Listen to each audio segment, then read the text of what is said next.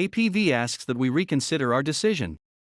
In that decision, we sustained Insight's protest challenging the issuance of a task order to APV pursuant to a fair opportunity proposal request issued by the Department of Homeland Security, U.S. Immigration and Customs Enforcement for Information Technology Support Services for the agency's Student and Exchange Visitor Program. APV argues that our decision was based on factual and legal errors and asserts that new information warrants reversal of the decision. On September 2, 2021, the agency transmitted notice to Insight that it was not the successful offeror. Following a debriefing, Insight filed a protest of the award arguing that APV's proposal contained a material misrepresentation and the agency had disparately evaluated proposals. Our office sustained Insight's protest on these two bases. With respect to the material misrepresentation, we found that APV had misrepresented the experience of its proposed project operations manager as being relevant to the PWS requirement to have 5 years of project management experience. We further found that the agency had relied on this misrepresentation, resulting in competitive prejudice to the protester. Based on these findings, our office recommended that the agency terminate the issued task order, exclude APV's proposal from further consideration, and re-evaluate the remaining proposals, and make a new source selection decision. On December 29, APV requested reconsideration of our decision. Under our bid protest regulations, to obtain reconsideration, the requesting party must set out the factual and legal grounds upon which reversal or modification of the decision is deemed warranted, specifying any errors of law made or information not previously considered. We will reverse a decision upon reconsideration only where the requesting party demonstrates that the decision contains a material error of law or facts, that is, but for the error, our office would have likely reached a different conclusion as to the merits of the protest. The repetition of arguments made during our consideration of the original protest and disagreement with our prior decision do not meet this standard.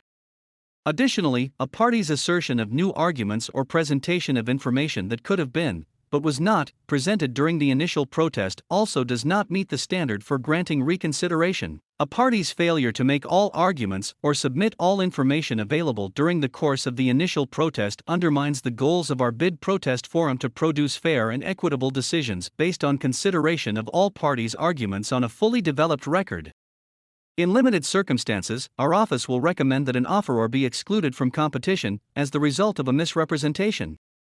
Our office has stated that exclusion of an offeror from a competition is warranted where the offeror made a material misrepresentation in its proposal, and where the agency's reliance on the misrepresentation had a material effect on the evaluation results. As our office has stated, where an offeror's material misrepresentation has a material effect on a competition, the integrity of the procurement system demands no less than the remedy of exclusion. In this instance, we conclude that our office's recommendation to exclude an offeror's proposal falls within our statutory authority and does not constitute an error law. In this respect, we are tasked with reviewing alleged violations of procurement laws and regulations to ensure that the statutory requirements for full and open competition are met. To do this, our office must be able to issue recommendations for corrective action needed when the competitive procurement system is threatened. Such a threat can arise from multiple circumstances, including, as relevant here, when a proposal misrepresentation has a material effect on an agency's evaluation. Accordingly, when the integrity of the competitive procurement system is threatened as a result of misrepresentations found in an offeror's proposal, we find that our office possesses the authority to recommend exclusion as a necessary corrective remedy. We do not agree with the requester that our office was obligated to make a specific finding of intentionality before recommending the exclusion of APV's proposal.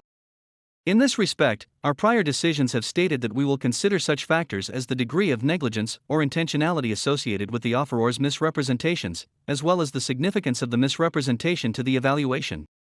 Our decisions do not, however, identify a finding of intentionality as a prerequisite before we will recommend the exclusion of an offeror's proposal. Nor do we conclude that such a finding was required here. Instead, we find to be reasonable the decision to exclude APV's proposal based upon the finding that the misrepresentation had a material effect on the evaluation results. The request is denied.